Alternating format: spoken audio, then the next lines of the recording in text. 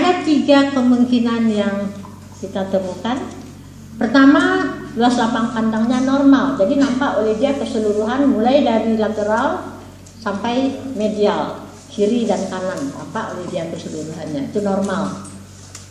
Kecuali nanti yang tak bisa melihat adalah suatu area yang disebut bintik buta. Area apa itu? Itu area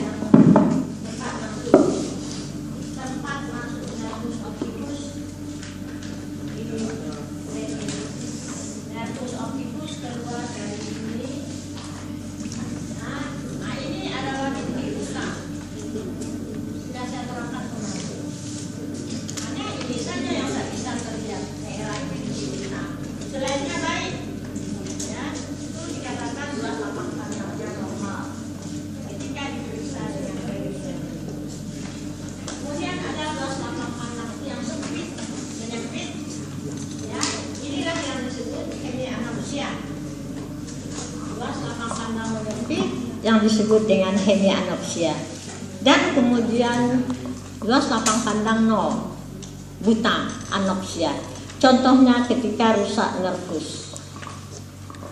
Hemianopsia kalau rusak traktus, ya, traktus rusak setelah chiasma optikum atau di chiasma optikum, maka diagnosanya hemianopsia sinistra, lateral sinistra, nasal sinistra, bitemporal, binasal, ya, itu kedua-keduanya begitu. Keadaan patologis yang sering terjadi yang dapat menimbulkan hemianopsia pula adalah kelainan lapang pandang yang terletak di retina. Kalau ada kerusakan di retina, bisa pula menimbulkan penglihatan separuh kalau retina itu mengalami kerusakan. Ini adalah retina menerima dari tujuan. Ini bintik buta. Kemudian ada daerah nanti yang sangat terang disebut cornea centralis dengan yellow. Apabila nanti ada kerusakan di daerah retina ini bisa memberikan pula gambaran hemianopsia. Misalnya kerusakan ini adalah untuk mata sinistra, misalnya ya, ini nervus 2 bagian sinistra. Ada suatu klop atau titik infeksi di sini, ya, yang menyebabkan rusak rod dan kondisi. Maka kelainan hemianopsianya menurut kamu nanti bagian nasal atau bagian temporal? Temporal, ya, daerah temporal. Jadi kalau begitu nanti dia tak bisa melihat temporal.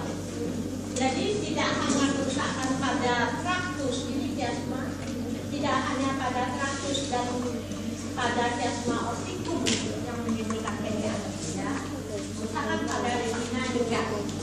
Keadaan ini, yang kerusakan retina ini disebut gangguan kulit terbentuk fotomata.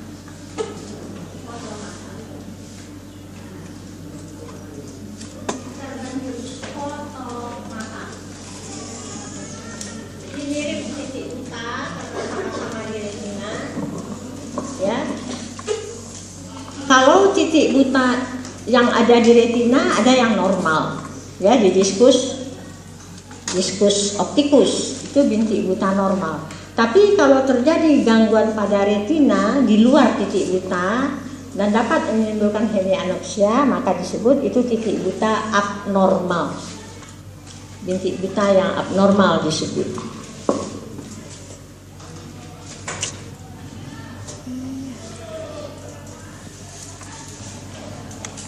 Kotonoma, terbentuknya bintik buta yang abnormal.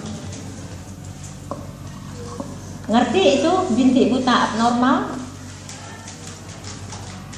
Kejadian seperti tidak bisa melihat, seperti ada titik buta yang seperti di diskus optikus, tetapi ini disebabkan oleh penyakit mengenai retina, karena diskus optikus kan terletak di retina. Bintik buta kan? Diskus optikus itu fisiologis atau patologis? fisiologis. Kalau kamu ukur luas lapang pandang orang di tempat titik buta itu penglihatannya 0, tidak satu pun, itu normal. Jadi ada bahagian nanti kalau kita mengukur dengan perimeter, ada bagian yang tak terlihat, itu normal. Tetapi kalau ada bagian lain yang juga nanti tak terlihat akibat kerusakan di retina, maka itu terjadi bintik buta abnormal. Istilah untuk yang abnormal ini disebut skotomata. Apa yang menyebabkan skotomata? Yang pertama adalah rokok. Ya, rokok. Orang perokok sering mengeluhkan, nanti yang perokok berat gangguan melihat seperti itu. Walaupun sarafnya baik, biasanya kalau sudah rusak di daerah retina itu saraf, maka nanti akan naik ke atas. Ini oleh nikotin. Kemudian infeksi pada retina. Infeksi pada retina. Yang ketiga adalah terbentuknya retinitis pigmentosa. Ini kelainan yang tak diketahui sebabnya. Ada pigmen tumbuh di situ. Di retina itu tumbuh pigmen sehingga rusak rod dan konnya. Terbentuk skotomata, artinya tidak menerima cahaya, dia rod dan kon di situ itu disebut pigmentosa, retinitis pigmentosa. Ya.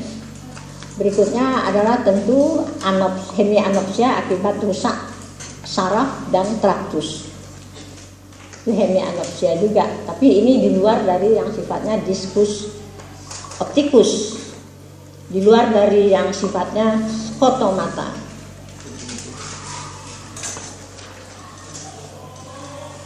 Untuk gambaran di sini, ini area yang bisa dilihat, ini area yang tidak. Ini adalah area diskus optikus. Tak ada gambaran yang bisa kita buat ya sesuai seperti ini. Di lateral ada, di temporal, di lateral ada, di medial ada, ya. Sementara di daerah diskus optikus tidak. Seandainya nanti di sini ada pula nanti yang tak terlihat, daerah sini itu berarti ada skotomata.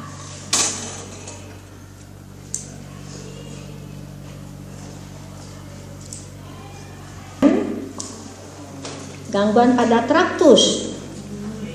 Menurut kamu berbeda tidak? Kalau diukur dengan alat ini tidak ada bedanya. Jadi yang membedakannya nanti adalah ronsen. Tapi kamu sudah tahu daerah yang di ronsen.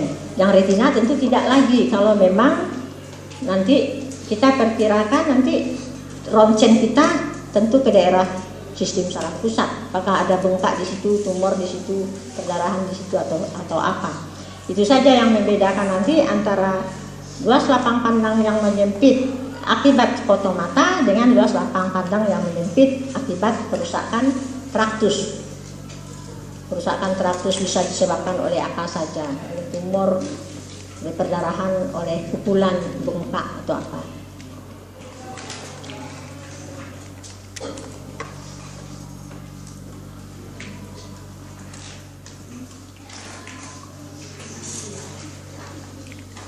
Setelah sampai nanti di area kalkarina, itu area interpretasi. Saya tidak tahu bagaimana dia bisa menginterpretasikan bentuk impul listrik menjadi bentuk benda. Sama sekali sampai sekarang blank.